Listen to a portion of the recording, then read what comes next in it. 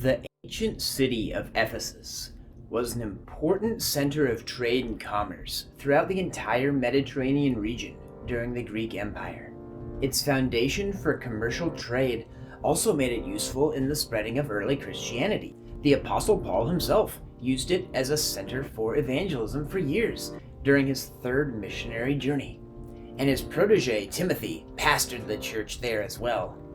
Yet even with this solid biblical foundation, the church was still plagued by various heresies that sprang up. So Paul wrote to the Ephesians to address their issues. One of the first things Paul mentions in the book is a very special prayer for their spiritual wisdom. But how does this tie into a worship song? Let's find out together. Hi, I'm Eric Rock, and this is Worship Song Lyric Analysis. For those of you who are new here, in this series, we examine worship songs, both old and new, and see A, what do they mean, and more importantly, B, are they biblical? Today, we're looking at an older worship song, released in 1998. In Christian worship terms, that's basically ancient history. Open the Eyes of My Heart, originally written by Paul Balash. This song is simple and highly repetitive. Balash has confirmed in interviews that it's based on Ephesians 1:18, where Paul prays of the Ephesians that the eyes of their hearts would be enlightened. But there's so much more to that, so let's get into the song. Verse 1 starts off, "Open the eyes of my heart, Lord. Open the eyes of my heart. I want to see you. I want to see you." So it seems more or less straight from Ephesians 1:18, where Paul prays that the eyes of their hearts would be enlightened. But there are a couple of differences that I do need to point out.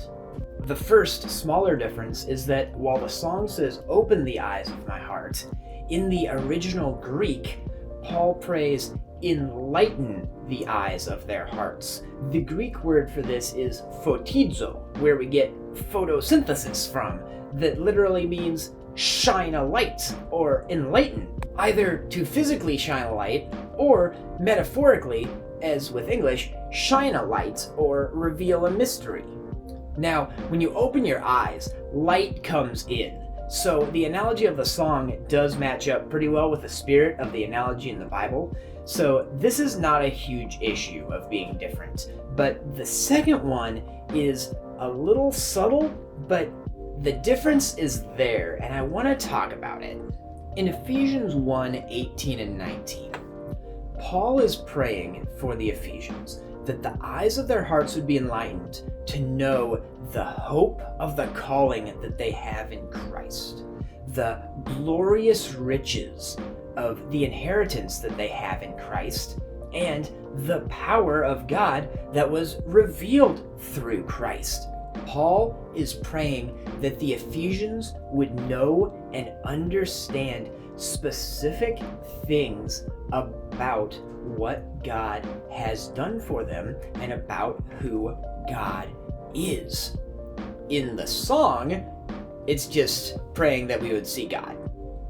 You see the subtle difference there? In the song, it's almost a Moses-like prayer of, "Oh, show me the Shekinah glory of God with my human eyes." And in fact, this continues in the chorus. The chorus goes on, "To see you high and lifted up, shining in the light of your glory. Pour out your power and love as we sing, holy, holy, holy." And at the surface, yeah, it seems kind of similar. High and lifted up, raised from the dead, seated at the heavenly realms. Shining in the light of your glory, glorious inheritance. Pour out your power and love, power to believers. The words sound similar, but there is a difference. Now, hear me out here, because this is one of the weirdest theories that I've had on worship song lyric analysis. But after studying the song and the passage so long that I think my brain is starting to hurt, I've come to a realization, and it centers on the last line of the chorus as we sing, "Holy, holy, holy." Now, "holy, holy, holy" only shows up twice in the scriptures. Isaiah 6:3 and Revelation 4:8. Both times it's being sung by beings in heaven, worshiping God directly, face to face. And indeed, if you go through the whole chorus, all of it seems to be praising God directly as the risen Lord face to face. So it almost seems like this song is longing for heaven. And that's where this song takes a deviation from the passage it's based on.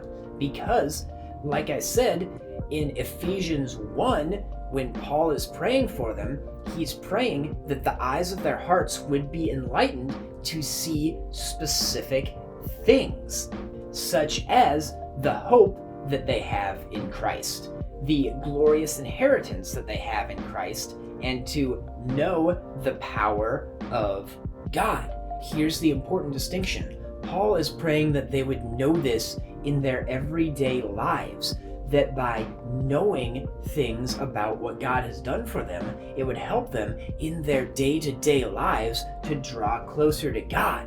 Whereas the song is just praying to see God and His glory. Why? Because we love God. This is confirmed again by the bridge, which literally just repeats, "Holy, holy, holy, I want to see you," over and over. The song misses the point of the passage. It takes a passage where Paul is praying for very specific things, for very specific purposes, and just makes it into a song about, oh, I love God.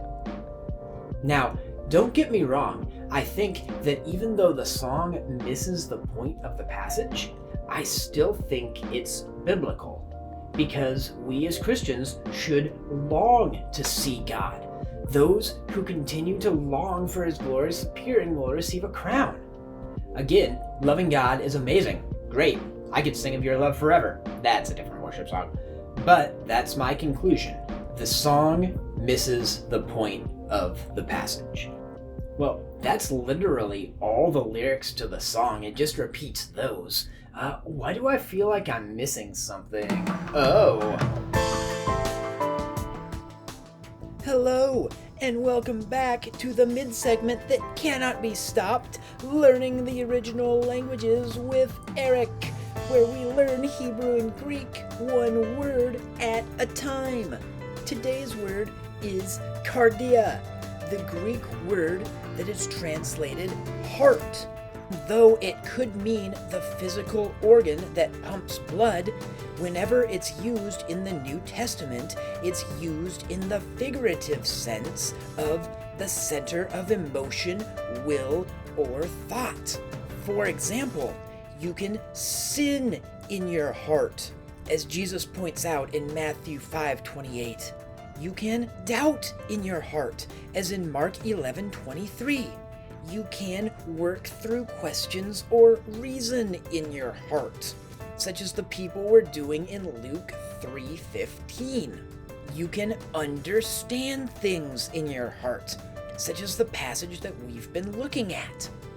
And you can believe in your heart, as Paul explains in Romans 10:9. This is where the common Christian phrase, "accept Jesus into your heart," comes from.